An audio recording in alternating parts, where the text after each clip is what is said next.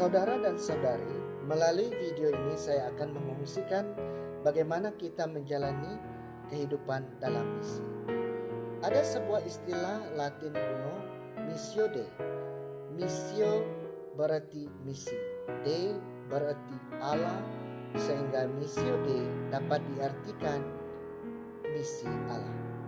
Hal ini mengacu pada misi Allah di dunia, yaitu untuk menyelamatkan dunia, khususnya berhubungan dengan Allah yang telah berjalan selama ribuan tahun dan terus berlanjutan sehingga kini. Yesus adalah kunci misi.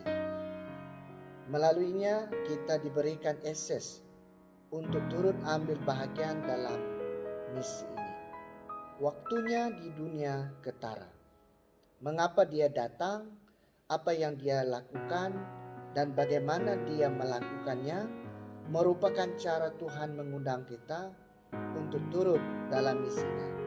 Karena Yesus sendiri telah melakukannya dan menjadi contoh terbaik bagaimana melakukan misi tersebut.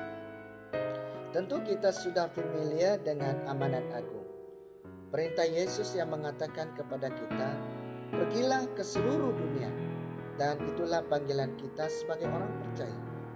Merupakan suatu kehormatan bagi kita dapat berhubungan dengan Allah dalam misi yang besar untuk memberitahu dan menunjukkan kepada dunia kabar baik tentang kisah penebusan Allah dan bagaimana karya penebusan itu berlaku bagi semua orang hingga hari ini.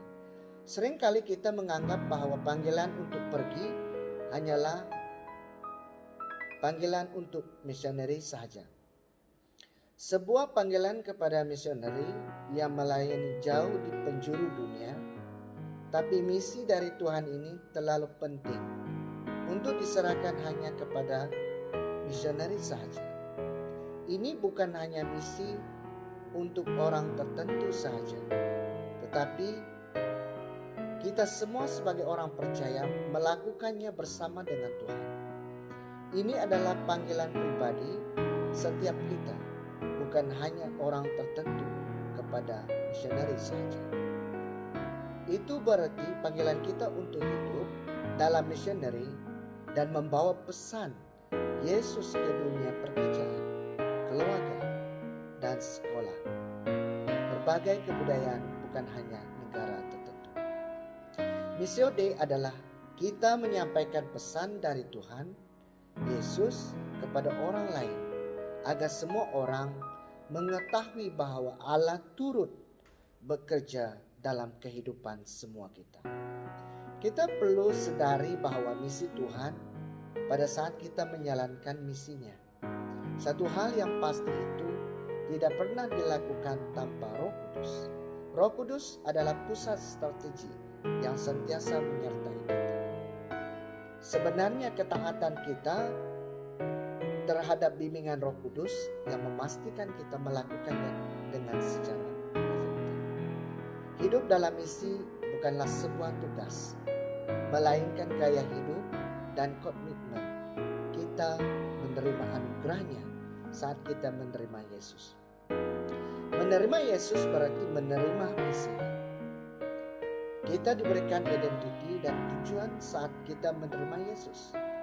Kita diselamatkan dan dipanggil sesuai dengan tujuan dan misinya.